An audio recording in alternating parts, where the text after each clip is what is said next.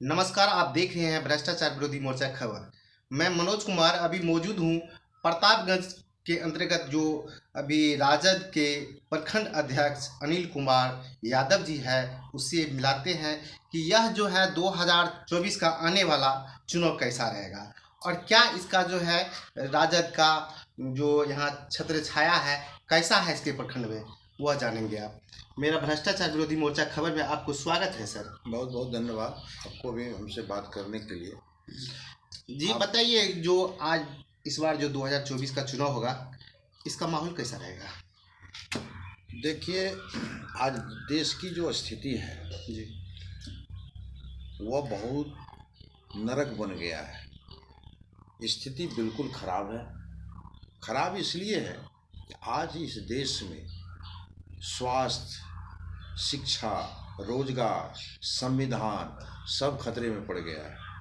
आज हमारे बाल बच्चों को नौकरी नहीं मिली है। बेरोजगारी का आलम इस कदर है, ये पढ़ लिख करके लोग रोड पर भटक रहा है।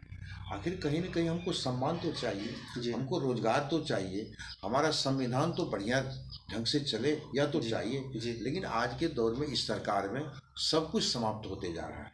इसलिए इस देश के लोगों को सचेत होने की आवश्यकता है।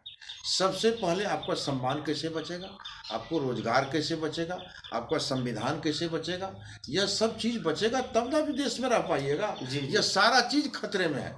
इसलिए मैं इस देश के लोगों से, मैं इस प्रखंड के लोगों से आह्वान करना चाहता हूँ कि आप जगें, आप सोचें और आप अंबेडकर के उस मूल मंत्र को जानें कि आपका जो ये रिजर्वेशन है, आपको जिस आबादी में 85% है, वो आपका क्यों समाप्त हो जाए, आप अधिकार हक से कैसे वंचित हो रहे हैं। इसलिए आपको जगना पड़ेगा, तभी आपको रोजगार मिल पाएगा, आपका संविधान सुरक्षित रहेगा। ये तमाम चीज़ है। तो आने वाला चुनाव में हमको लगता है कि इसका बहुत बड़ा असर है जन जन तक में। और ये हम लोग जिस दल से हैं, महागठबंधन से, इसमें हम लोग सब वर्ग के लोगों को जोड़ने का प्रयास कर रहे हैं। लोग एकत्रित हो रहे हैं और इसका असर 2024 के चुनाव में आपको देखने के लिए मिलेगा। यह मैं पूरा आश्वस्त करता हूँ आपसे। तो सर यह आप जो है पूरा जो 2024 में कितना सीट है सर?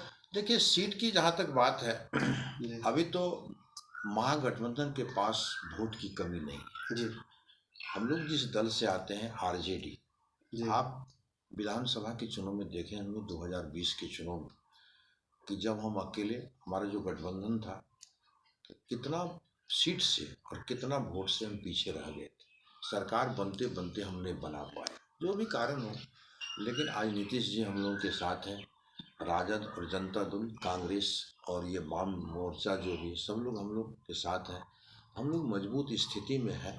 थोड़ा उसको एक्टिवेट करने की आवश्यकता है। हम लोग मेहनत कर रहे हैं और हमको लगता है कि बीजेपी को तो सीट अभी, अब एडजस्ट तो हम नहीं कर सकते हैं क्योंकि अब जनता का रुझान है।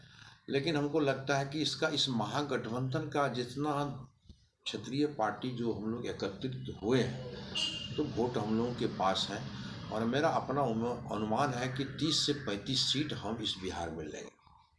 हो सकता है कि 2, 4, 5 सीट किसी और को हो जाए, 100% नहीं बोल सकते हैं।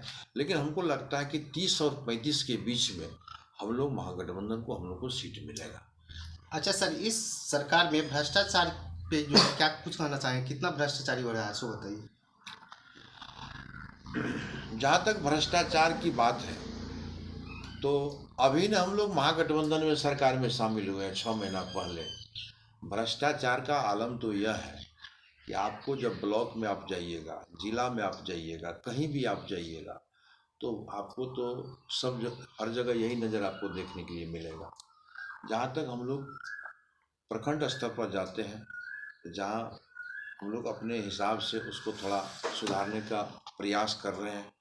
और हमको लगता है कि आने वाला समय में जो सरकार बदलेगी, तो व्यवस्था भी बदलेगा। इसलिए सरकार को बदलने का बहुत समय का मांग है, सरकार बदलनी चाहिए। तो यह बताइए सर कि इस बार जो है, जो आपके जो है पूरे प्रतापगंज प्रखंड में जो विकास हो रहे हैं, कार्य हो रहे हैं, क्या इस कार्य से विकास से सहमत है कि असहमत है? कैसा कार्य है, कैसा विकास है यह जो है प्रखंड प्रतापगंज प्रखंड में सर? देखिए, नीतीश जी तो विकास पुरुष हैं जी बिहार में। इस बात को तो हम भले आज हम लोग साथ में हैं, नहीं भी थे साथ में, नीतीश जी ने इस बिहार के लिए अच्छा काम किया है। और विकास का जो माप विकास का जो सरजमीन पर जो काम हुआ है वह निश्चित रूप से सराहनीय है। बिजली के क्षेत्र में हमारे माननीय विजेंद्र बाबू हैं, सुपौल के हैं, और बिजली के क्षेत्र में, रोड के क्षेत्र में जो विकास हुआ है, कहीं न कहीं और कुछ विकास करने की आवश्यकता है। सबसे बड़ी बात है कि गरीब गुरबा जो आम लोग हैं, देहात से जुड़ा हो, वो बहुत चीज़ से वंचित है। इसलिए हमको उस लोगों को, तमाम लोगों को मुख्यधारा में लाना पड़ेगा। जब सब लोग प्रखंड स्तर अंचलाधिकारी से रूबरू होंगे, अपनी समस्या को सुनाएंगे, लेकिन होता नहीं, रास्ते में लोग रह जाता है जी उसको बिचौलिया और दलाल के द्वारा मारा जाता है। जी जी इसलिए इसका एक ही कारण है कि हम अनपढ़ हैं, हम शिक्षित नहीं हैं। हमको यह समझ होनी चाहिए कि अंचलाधिकारी है, प्रखंड विकास पदाधिकारी है, तो हम अपनी समस्या को लेकर के डायरेक्ट उससे मिले, जी लेकिन यह होता नहीं है। इस कदर इसका जो है सो तो व्यवस्था पहले से बना हुआ है ना, कि हम वहाँ तक नहीं पहुँच पाते हैं। इसलिए हम लोगों को जागरूक करने की आवश्यकता है।